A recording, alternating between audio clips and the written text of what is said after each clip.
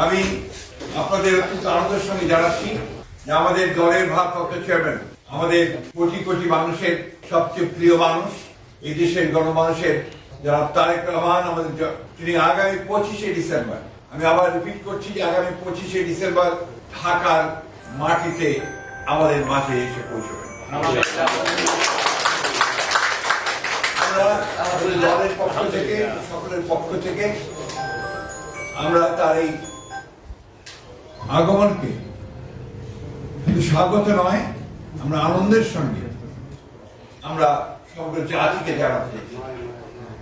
এবং আজকে গণতন্ত্র উত্তরণের পথে যে সমস্ত বাধাগুলো সৃষ্টি হয়েছিল, আমরা মনে করি যে আমাদের ভারপ্রাপ্ত চেয়ারম্যান তারেক রহমান সাহেব দেশে এসে পৌঁছলে সেই সমস্ত বাধা দূর হয়ে যাবে।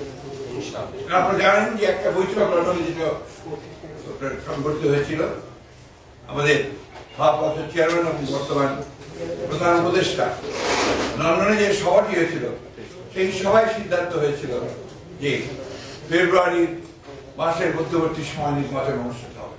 ফলে আমাদের নির্বাচন সম্পর্কে যতটুকু আপনার শঙ্কা ছিল সেটা চলে গিয়েছিল। গতকাল নির্বাচনের তফসিল ঘোষণার মধ্য দিয়ে নির্বাচনের যে রেল চলতে শুরু করেছে, যে সারা দেশের মানুষের মধ্যে যে একটা আশা প্রত্যাশা সৃষ্টি হয়েছে, সেটা বাস্তবায়িত হতে চলেছে।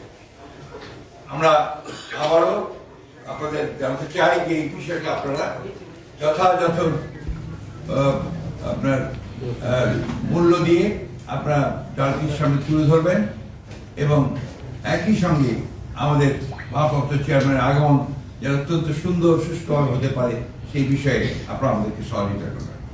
আপনাদের সঙ্গে ধন্যবাদ। আরেকটি বিষয় আছে যেটা আমাদের আলোচনা হয়েছে স্থানীয় কমিটিতে। আপনারা আজকে দুপুরে যে একটা গুলির বিদ্ধ হয়েছেন হাদি সাহেব, না ইনসাফ পার্টির ওসমান হাদি সাহেব, ইনকিলাব পার্টি যে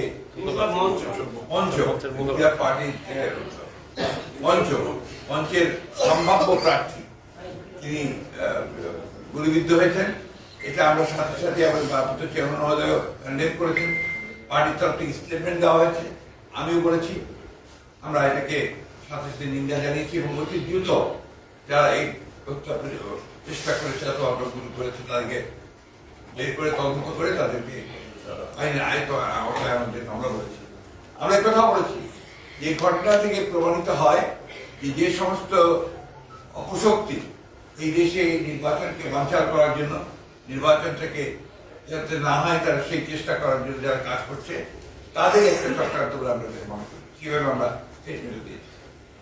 এবং সব আরো দুর্ভাগ্য যে এটা না বলে আমি পারছি না যে আমাদের সিনিয়র একজন স্থায়ী কমিটির সদস্য মির্জা আব্বাস সাহেব, দীর্ঘকালের একজন আমাদের এই বিএনপির আমাদের নেতা, তিনি ওই আসনে তিনি একজন প্রার্থী আমাদের। তিনি স্বাভাবিকভাবেই একজন রাজনৈতিক নেতা হিসেবে তিনি সহানুভূতি দেখার জন্য সাথে সাথে সেখানে ছুটে গিয়েছিলেন। কিন্তু দুর্ভাগ্যক্রমে সেই দলের কিছু ব্যক্তি, কিছু সমর্থক, আরো কিছু আপনার চক্রান্তকারী, তারা সেখানে সমবেত হয়ে উত্তেজনামূলক স্লোগান দেয় এবং এক পর্যায়ে তারা একটা মব সৃষ্টি করার চেষ্টা করে, যেটাকে আমরা তীব্র নিন্দা জানাচ্ছি এবং হুঁশিয়ার করে দিতে চাই আমরা সকল পক্ষকে। এই ধরনের আচরণ করতে গেলে বিএনপি বসে থাকবে না, বিএনপি তার জবাব সাথে সাথে। আমরা খুব পরিষ্কার করে বলতে চাই যে আমরা কোন রকমের কোনো গোলযোগ চাই না, কোনো সন্ত্রাস চাই না, কিন্তু বিএনপির উপরে কোনো আঘাত আসলে বিএনপি কখনোই কিন্তু সেটাকে আমরা সহজভাবে নেবে না এবং তার কিভাবে জবাব দিতে হয় বিএনপি সেটা জানে।